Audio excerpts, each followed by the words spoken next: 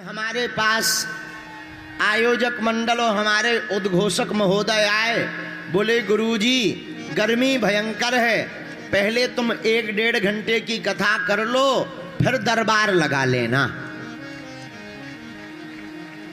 तो हमने पूछा ऐसा क्यों? बोले आपको दरबार में 2-2.5 घंटा लग जाना, फिर आपका इंजन ही 1-1.5 घंटे में गर्म होता है, सो कथा में 3 घंटे लगाना, रात के 10 बज जाएंगे। तो हमने कहा क्या करें? बोले गुरुजी पहले 1.5-2 घंटे की कथा सुना दो, फिर चाहे जितने बजे तक दरबार लगा लेना।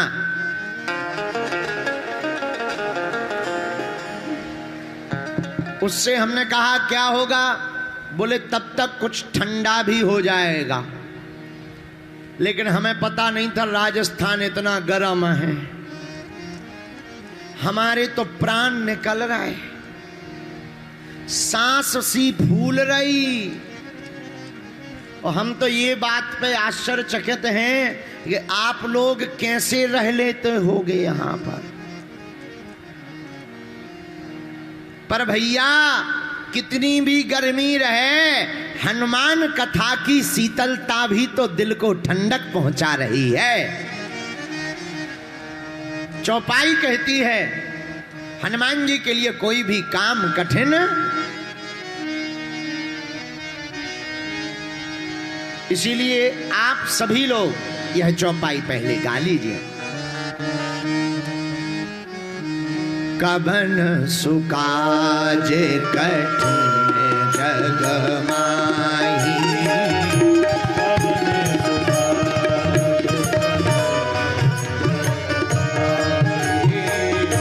कबन सुकाज कठिन जग माही, कबन सुकाज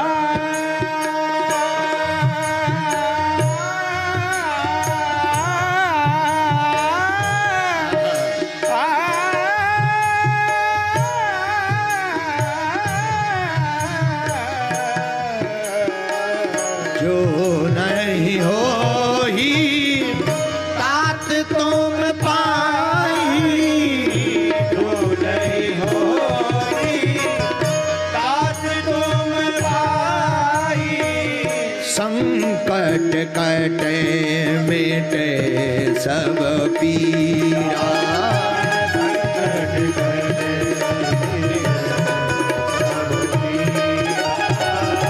जो सुमरे हनुमत बलबीरा, जो सुमरे हनुमत बलबीरा, श्री राम जय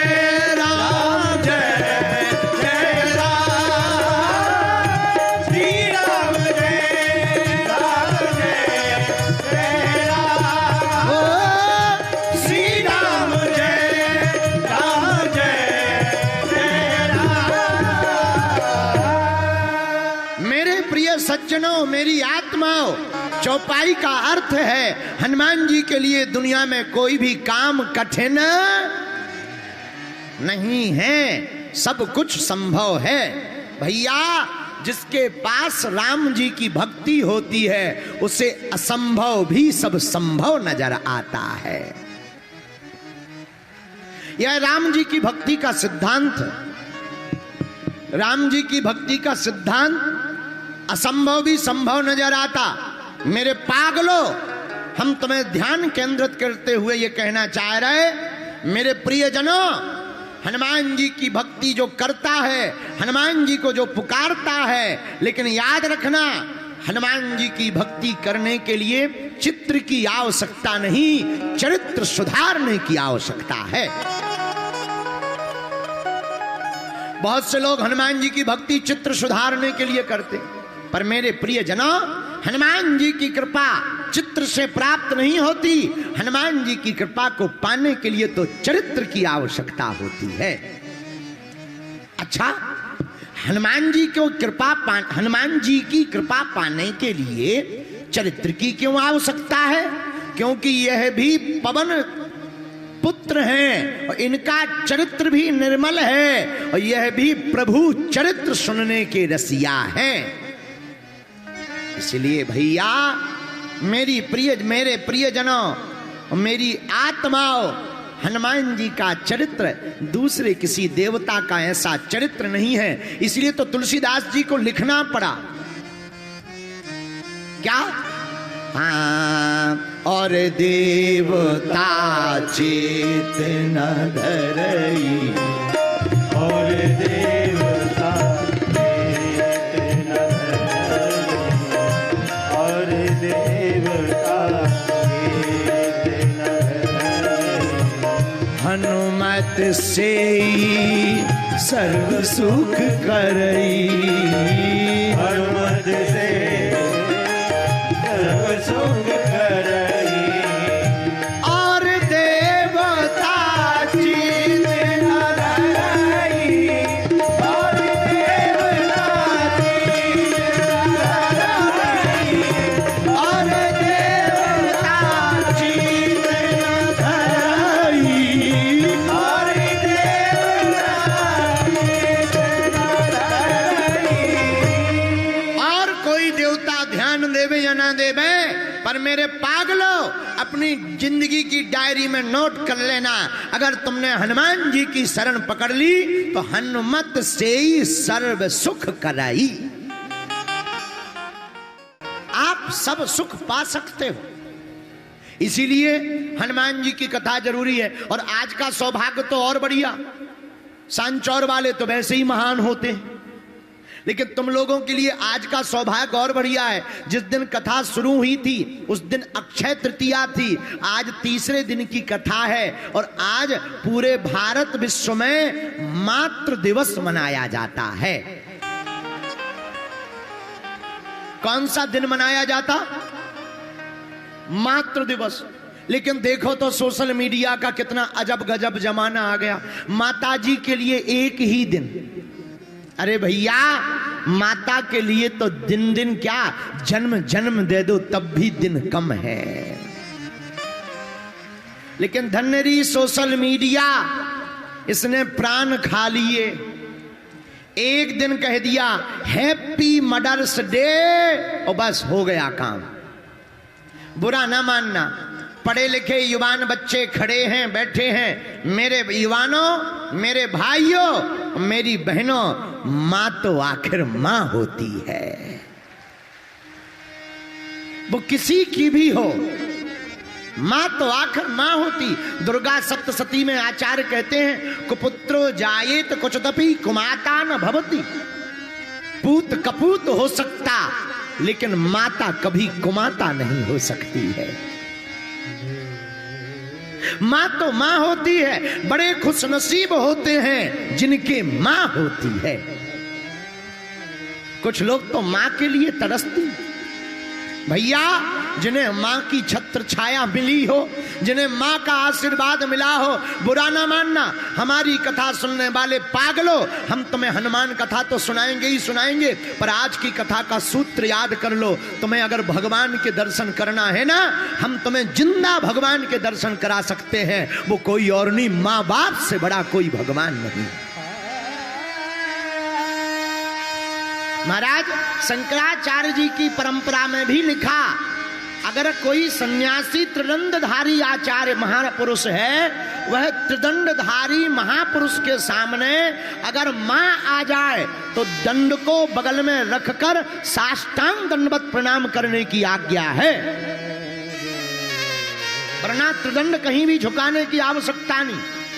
लेकिन मां का ऋण दुनिया में कोई चुका नहीं सकता। मां तो आखिर मां होती, किसी की भी हो। भैया, मां तो आखिर मां होती है। मेरी प्रार्थना है हाथ जोड़ के, मेरी आत्मा आज मातृत्व दिवस है, अंग्रेजी में बोले तुम्हारी तो मदर्स डे है। मदर्स डे पर केवल फोटो या पोस्ट डालकर अपना अपकार मत कर देना। केवल फोटो डाल करके तुम माँ के ऊपर उपकार नहीं कर रहे हो। प्रति माँ, हम लोग प्रति माँ कहते हैं, पर प्रति माँ की जगह अगर कोई व्यक्ति प्रति माँ में प्रति माँ देखने लगे तो देश का सौभाग्य जाग जाएगा। आज मातृत्व दिवस है, लेकिन इस मातृत्व दिवस के पावन पर्व पर राजस्थान के पागलों, तुम अपने घर पर शपथ लेकर के जाना, जिस बेटा ने और बेटी ने मां बाप को प्रसन्न नहीं किया वो भगवान को कभी प्रसन्न नहीं कर सकता है। जिस बेटा और बेटी ने मां बाप को प्रसन्न नहीं किया वो कभी दूसरों को प्रसन्न नहीं कर सकता, भगवान को नहीं पा सकता। भगवान को पाना है, भगवान को देखना है, भगवान को जानना है। भैया, मां बाप से बढ़कर के कोई भगवान नहीं है इस पृथ्वी पर। सब कुछ समाया है। इसलिए आज मातृत्व दिवस है, लेकिन मातृत्व दिवस के पावन पर्व पर हमारे प्रियजनों और हमारी आत्माओं, आज का केवल एक दिन मां को देने से तुम ऋण नहीं चुका पाओगे। अपने जीवन का हर पल माता पिता को देना चाहिए। विचार करो, माता पिता नहीं होते तो क्या हम लोग होते? बोलो हाँ या ना। अब भाई राजस्थान वाले पेड़े से पैदा हो जाते हो तो हनुमान जी जाने, क्या माँ बाप के बिना कोई पैदा हो सकता? बोलो। और विचित्र बात देखना, हम लोग 20 साल तक माँ बाप के घर पर रहते, रातों भर एक माँ होती है। पिता कितना भी विचित्र हो, पर माँ का दिल बड़ा कोमल होता है।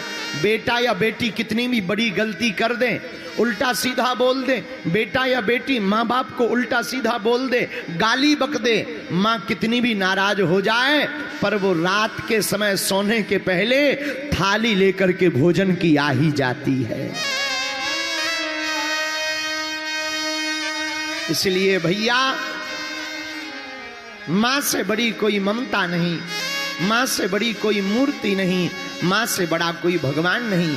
आज मातृत्व दिवस के पावन पर्व पर हम यही कहेंगे आप लोगों से कि आप लोग भगवान को प्रसन्न करने तो आ ही गए, बागेश्वर बालाजी की कृपा पाने तो आ ही गए, सन्यासी बाबा का आशीर्वाद लेने तो आ ही गए, लेकिन एक काम करना, आज के बाद प्रतिदिन अपने मां बाप को प्रणाम जरूर करना। और केवल प्रणाम नहीं करना, कई लोग प्रणाम भर करते हैं। देखो, सच बात बोले, हम लोग माता पिता को तो मानते हैं पर माता पिता की नहीं मानते। माता पिता को तो मानते हैं पर माता पिता की नहीं मानते। अब तू होना उल्टा चाहिए, माँ बाप को तो मानना चाहिए, लेकिन माँ बाप की बात को भी मानना चाहिए। बोलो जय सिया राम। जोर से बोलो, और जोर से बोलो, और जोर से बोलो। भैया, मां से बड़ी कोई ममता नहीं है। तो आप सभी राजस्थान वासियों को, संपूर्ण भारत वासियों को, आज आप सबको मातृत्व दिवस की ढेर सारी शुभकामनाएं हैं। बोलो हनुमान जी महाराज की। और आपको पता है, आज मातृत्व दिवस के पावन पर्व पर हम पथमेड़ा गए थे। वहां हमने गौ माता के दर्शन किए, वहां पर हमने गौ माता का पूजन किया, वहां पर हमने गौ माता को प्रणाम किया। धन्य हैं पथमेड़ा वाले महाराज जी, क्या अद्भुत गौ सेवा कर रहे हैं। हम लोग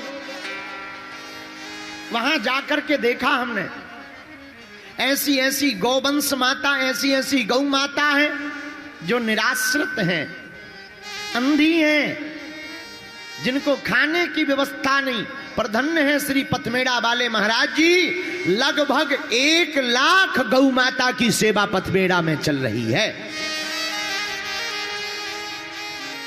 धन्य है राजस्थान, एक गौ माता में 33 कोटि देवता होते हैं। धन्य है राजस्थान, यहां तो लाखों गौ माता में 33 कोटि देवी देवता डोल रहे हैं, उनकी सेवा चल रही है। बड़ा आनंद आया, हमने दर्शन किए से वहां पर, और केवल दर्शन नहीं किए भैया, हमने जो है वहां पर प्रण भी लिया।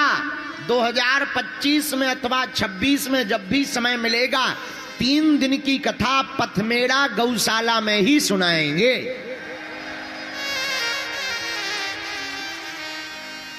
गौ माता के लिए सुनाएंगे। और आज जो भी हमसे सेवा बनी, आप लोगों से भी हम प्रार्थना करेंगे, ऐसी गौ माता की सेवा जरूर करनी चाहिए। बोलो गौ माता की जय हो। लेकिन देश का दुर्भाग्य तो देखो, हम जिसे माता कहते हैं वो रोड पर घूम रही, हम जिसे माता कहते हैं वो रोड पर घूम रही, और हम लोग एसी में पड़े। कितना बड़ा दुर्भाग्य।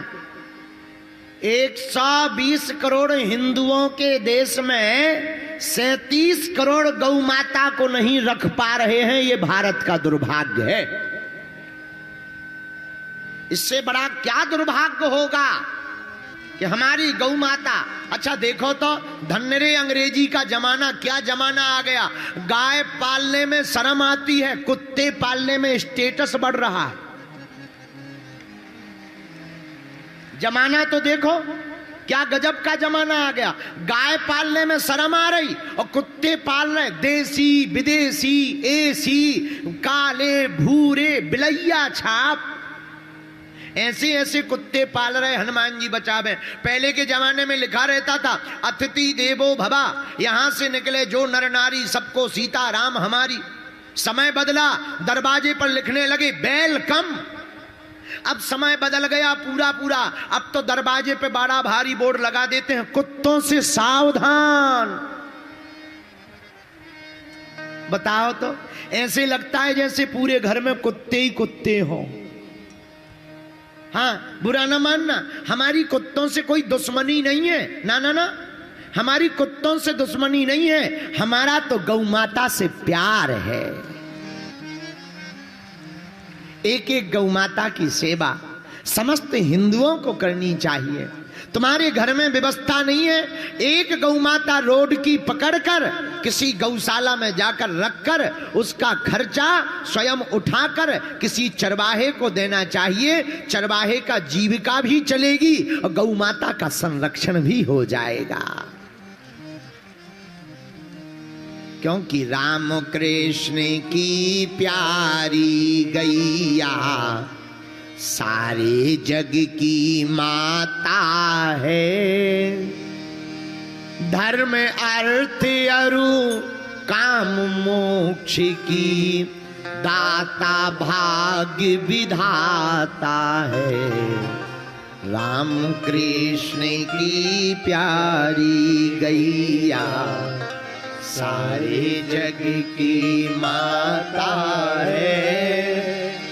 धर्म अर्थ अरु काम मोक्ष की दाता भाग्य विधाता है।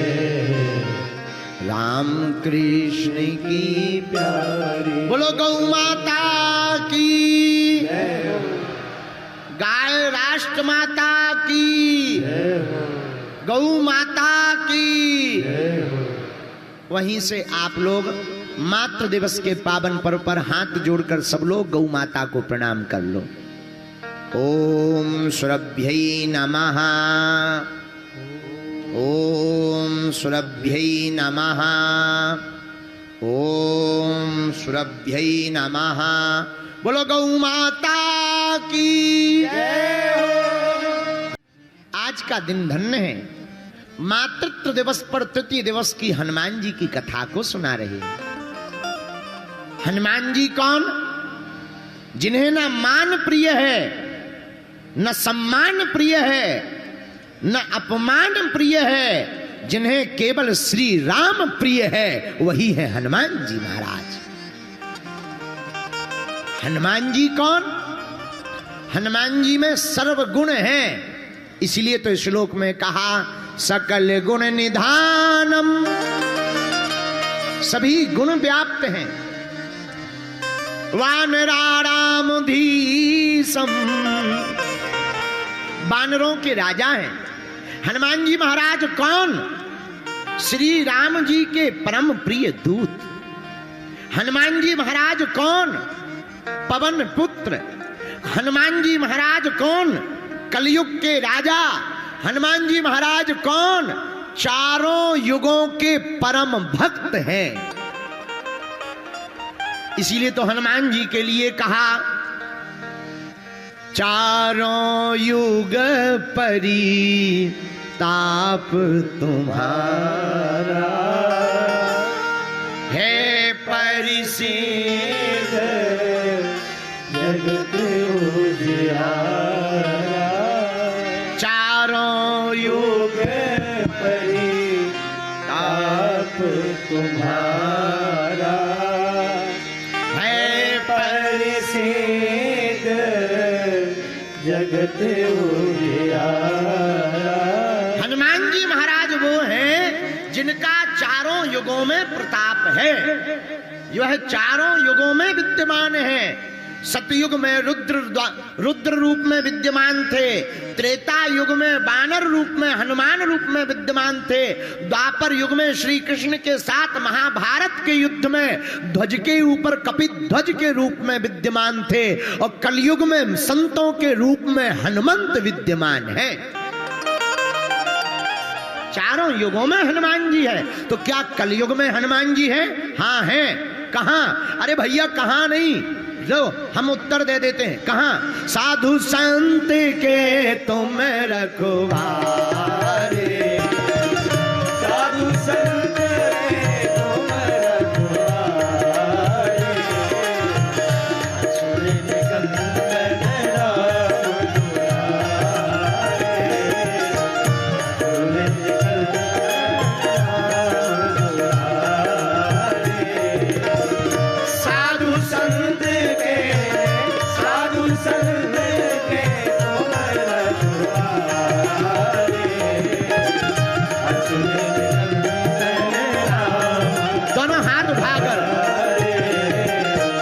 श्री राम जय राम, श्री राम जय राम, जय जय राम, श्री राम जय राम जय श्री राम जय राम जय।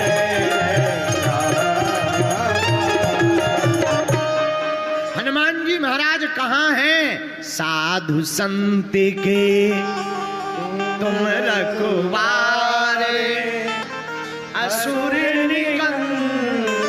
बोलो राम दुलारे। जहां जहां संत और महात्मा रहते हैं भैया, वहीं वहीं हनुमान जी का वास है। हनुमान जी किसके रक्षक हैं? संतों के रक्षक हैं। किसके रक्षक हैं भैया? अरे बोलो बोलो बोलो। संतों के रक्षक हनुमान जी हैं। तो कलयुग में हनुमान जी कहां? जहां महात्मा वहीं हनुमान जी रूपी परमात्मा। जहां महात्मा होंगे वहीं तो हनुमान जी होंगे। देखो, बुरा ना मानना, जिंदगी में हनुमान जी से कुछ सीखो या ना सीखो, छलांग लगाना जरूर सीखो। क्या लगाना सीखो? जोर से बोलो। छलांग। अच्छा, छलांग लगाने का मतलब ये नहीं है कि तुम अपने घर में छत से कूद जाओ। हमारे गांव में हमने कथा सुनाई एक सज्जन को, हमने कहा छलांग लगाना चाहिए, हनुमान जी से ये सीखना चाहिए। वो दूसरे दिन नकली मुगदर लेकर के छत पे खड़े हो गए और हमें दिखा के बोले, देखिए हनुमान जी लंका में कूदे और नीचे गिरे सो पैर टूट गया। हमने उन्हें समझाया, हमने कहा इस छलांग के लिए नहीं कहा, हनुमान जी की छलांगें भी बड़ी अद्भुत हैं। बोलो जय सिया राम। देखो मंजिल उनको मिलती है जिनके हौसलों में जान होती है, पंख से कुछ नहीं होता है। जिसकी जिंदगी हनुमान जी से जुड़ी हो उसी की जिंदगी में उड़ान होती है।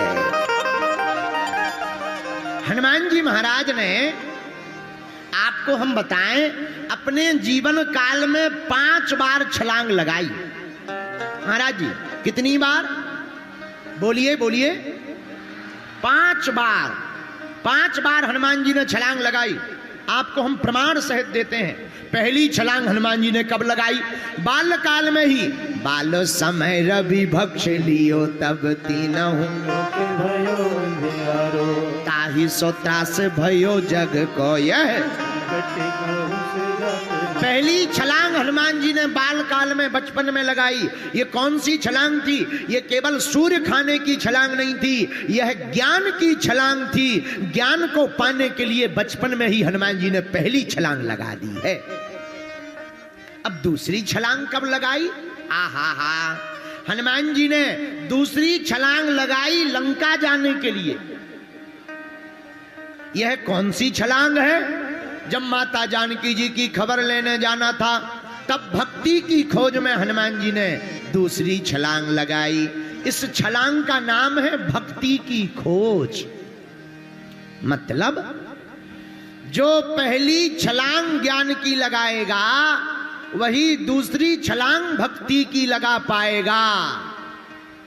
और जिंदगी में पहली छलांग ज्ञान की लगानी चाहिए, दूसरी छलांग भक्ति की लगानी चाहिए। अब हनुमान जी की तीसरी छलांग सुनो। हनुमान जी ने तीसरी छलांग लगाई संजीवनी बूटी लाने के लिए। कब लगाई? संजीवनी बूटी लाने के लिए।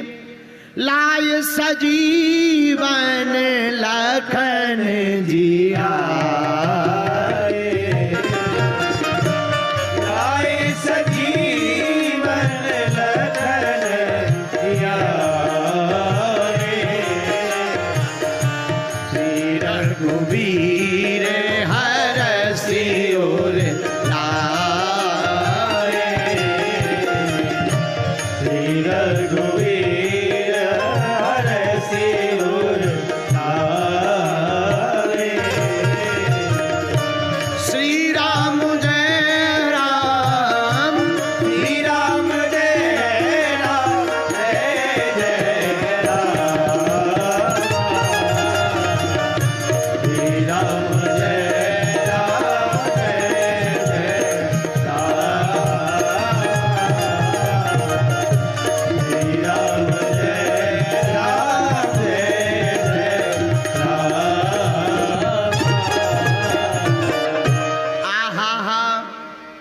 छलांग बचपन में सूर्य खाने के लिए, ये ज्ञान की छलांग है। दूसरी लंका जाने के लिए छलांग लगाई, यह भक्ति की छलांग है। तीसरी छलांग हनुमान जी ने संजीवनी बूटी लाने के लिए लगाई, भैया यह बैराग्य की छलांग है। लेकिन चौथी छलांग हनुमान जी ने कब लगाई? आज आपको बहुत बढ़िया बातें सुनने को मिलेगी, बहुत ध्यान से सुनिएगा। हनुमान जी ने चौथी छलांग कब लगाई? जब पाताल लोक का राजा अहिरावण राम जी और लक्ष्मण जी का हरण करके ले गया, तब हनुमान जी राम जी की खोज में छलांग मार करके पाताल लोक में जाकर पंचमुखी रूप धारण करके अहिरावण का वध कर डाला। यह हनुमान जी ने चौथी छलांग लगाई। ये कौन सी छलांग है? पहली ज्ञान की छलांग, दूसरी भक्ति की छलांग, तीसरी वैराग्य की छलांग, चौथी ध्यान की छलांग है। और हनुमान जी ने पांचवी छलांग कब लगाई अपने जीवन काल में? जब राम राजा हो गए, अयोध्या वापस आ गए और राज्य अभिषेक जब गुरु वशिष्ठ तिलक जैसे ही करते हैं, उसी समय हनुमान जी राम जी में विलय होने के लिए छलांग मार करके कूद पड़ते हैं। जय श्री राम, जय श्री राम। जय श्री राम। यह हनुमान जी की 5वीं छलांग है। भैया इन 5 छलांगों से सीखना क्या है? हमें जिंदगी में भी ऐसे ही चलना है। पहले ज्ञान लेना है, फिर भक्ति पाना है, फिर वैराग्य पाना है, फिर ध्यान पाना है, फिर भगवान को अपने आप पा जाओगे। इन्हीं 5 छलांगों के बल पर हनुमान जी महाराज को एक बल प्राप्त हुआ। क्या? कबन सुकाज कठिन जग माई, कवन सुखाय कठिन जग माई, जो नहीं होई तात तुम पाई। जो नहीं होए तात तुम पाई। श्री राम जय राम, श्री राम जय राम, जय जय राम। श्री राम जय राम, जय जय हाँ। श्री राम जय राम, जय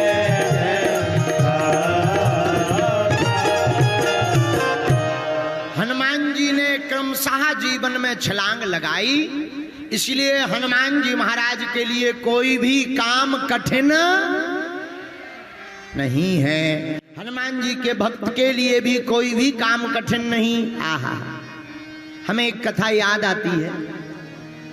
एक बार श्री चित्रकूट धाम को कौन कौन जानता है? जरा हाथ उठाओ। चित्रकूट को जानते हो? मध्य प्रदेश और उत्तर प्रदेश के बॉर्डर पर है एक धाम चित्रकूट। चित्रकूट में एक माता जी अपने बालक को लेकर के दर्शन कराने गई।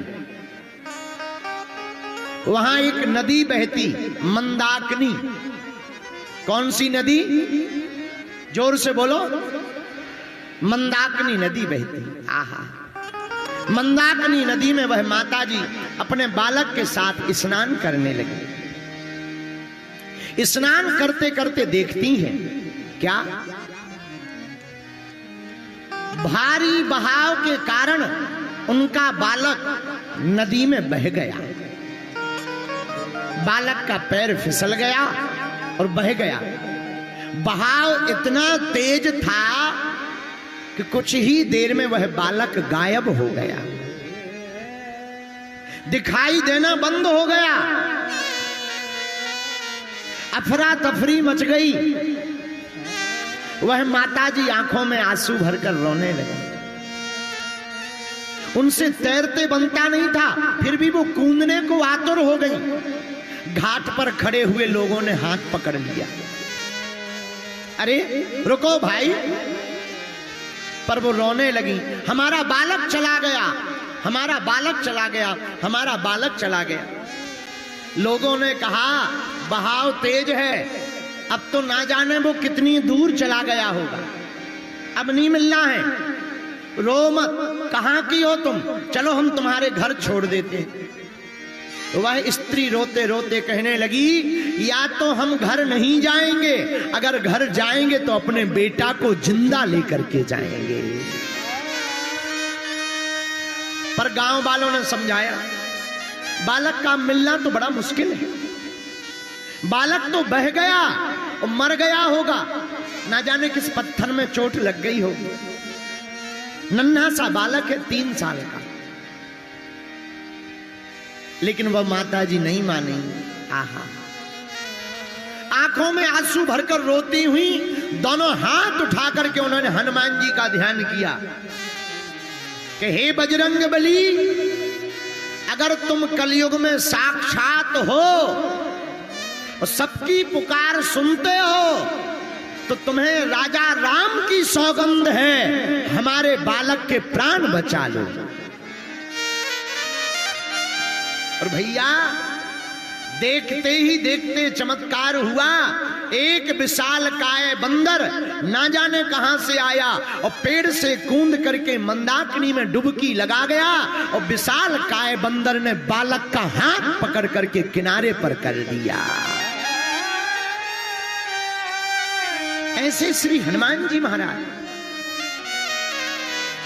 जिनका कलयुग में प्रत्यक्ष स्मरण है, इसलिए राजस्थान के लोगों, सांचौर जिला के पागलो, हमारी बात को तुम गांठ में बांध लो। अगर तुम हनुमान जी की भक्ति करोगे, हनुमान जी के चरण पकड़ोगे, मंगल शनिवार इनके मंदिरों में जाओगे, जिंदगी में तुम्हारा कोई भी काम अटक नहीं सकता है।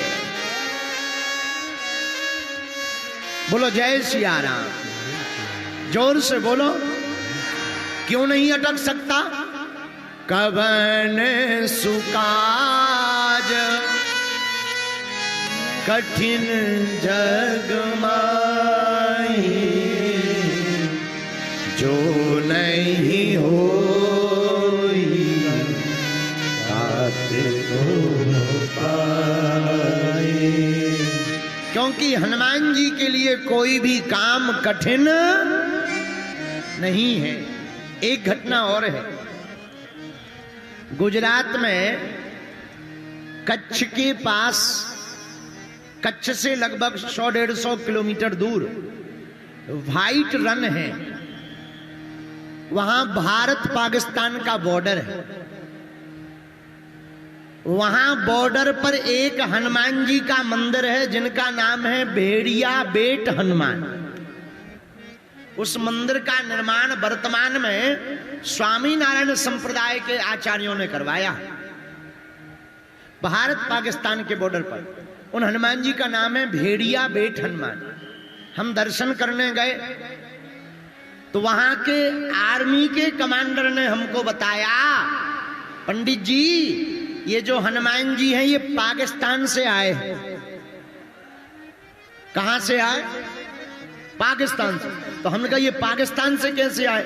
बोले जब भारत पाकिस्तान का युद्ध हुआ और भारत को समझौता में लगभग 10 किलोमीटर की जगह खाली करनी थी, तो उस वक्त जब सैनिक अपना सामान उठा करके आ रहे थे तो छोटे से मंदिर में बैठे हनुमान जी, उस वक्त भारत की सीमा थी, तो हनुमान जी ने कहा भैया हमें मत यहाँ छोड़ जाओ, यहाँ ये राक्षस हमारे यहाँ पर अचीकत मचा देंगे, हमको भी तुम साथ लेकर के भारत चलो।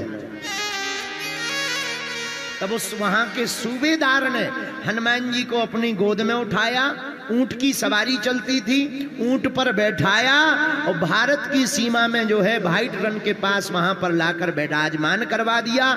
आज भी भारतीय बीएसएफ के जवान वहां पूजा करते हैं और उनके ही पूजा के उनके ही कैंप में हनुमान जी विराजमान हैं। उनका नाम है श्री भेड़िया बेट हनुमान जी महाराज।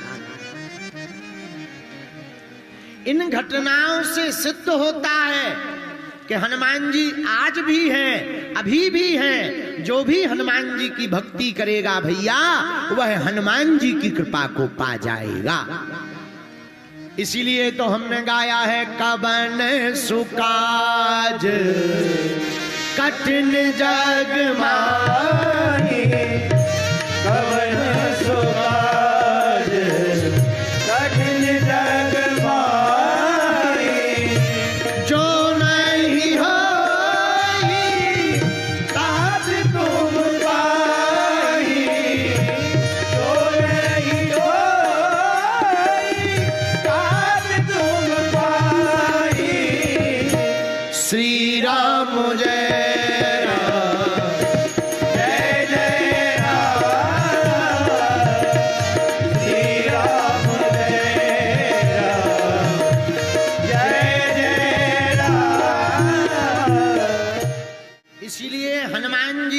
कोई भी काम दुनिया में कठिन, लेकिन तुम लोग कहोगे गुरुजी हमारे तो एक भी काम नहीं हो रहे हैं। भैया हनुमान जी काम भी उन्हीं का करते हैं जो नाम राम जी का लेते हैं। किसका नाम लेते हैं? बोलो बोलो बोलो। राम जी का। और हम लोग जो है 6 दिन तो पिए पौवा और मंगलवार को करें जय हनुमान ज्ञान गुण सागर। 6 दिन तो पिए पौवा और मंगलवार को भूत पिशाच निकट नहीं आवे ठटरी के बरे नक कटा।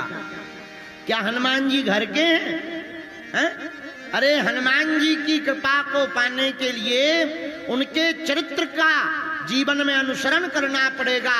कथा सुनने का मतलब ये नहीं है कि तुमने ताली बजाई राधे राधे राधे राधे राधे राधे राधे राधे बाद में सब आधे आधे। हाँ, मैं कहते महाराज जी हमने तो 20 कथाएं सुन ली, कुछ नहीं हुआ। एक बार एक राजस्थान का पत्रकार हमसे पूछ रहा था, ए महाराज पहले के जमाने में भागवत होती थी, पुष्पक विमान लेने आता था, आजकल इतनी भागवत हो रही बैलगाड़ी भी नहीं आ रही। हम कहते बैलगाड़ी ना आए कम से कम ऊंट गाड़ी तो आ जाए। बैलगाड़ी ना भी आए ऊंट गाड़ी तो आ जाए। क्या बात है, भागवत बदल गई क्या या कथा डिस्टर्ब हो गई? हमने कहा ठटरी के भरे नक कटा, कथा नहीं बदली न भागवत बदली, कथा वही है, बस सुनने वाला राजा परीक्षित जैसा नहीं है और कहने वाला सुखदेव जी जैसा नहीं है। अगर दोनों जुड़ जाएं तो आज भी पुष्पक विमान आ सकता है। लेकिन आजकल कहने और सुनने वाले दोनों की गति बदल गई।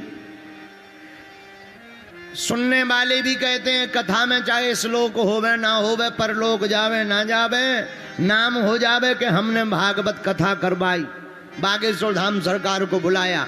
और गुरुजी भी कहते हैं भाड़ में गो, तुम्हारा कल्याण होवे ना होवे, अपना बैंक बैलेंस भर जावे। बोलो सीताराम, जोर से बोलो। इसीलिए दोनों का कल्याण नहीं हो रहा है।